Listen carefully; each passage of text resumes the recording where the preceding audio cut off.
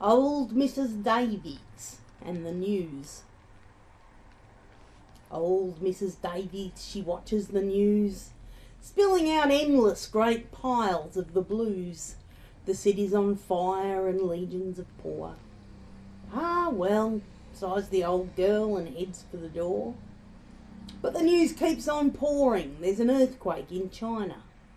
A new wars are brewing over oil they've refined. 2 fat cats in business got busted for fraud. There's been a mass wedding in the name of the Lord. And old Mrs. Davies, she brews up some tea, sighs, well, that's how it is, it's all nothing to me. While the news keeps on rolling, keeps playing its tune, there's been a new mineral found out past the moon.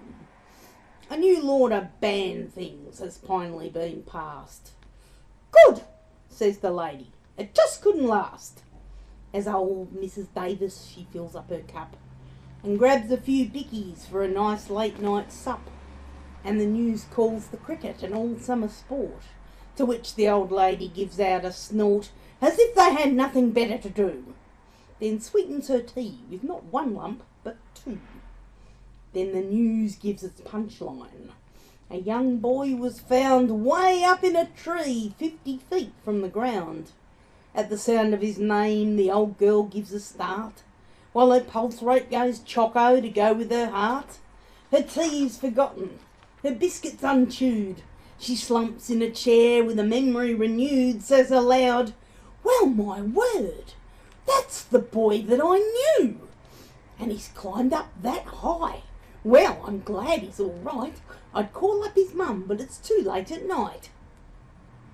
As the news does its roundup, reciting the wars, the fires and earthquakes, the rich and the poor, the newsreader smiles and intones good night, while old Mrs. Davies laughs, then stares at the light.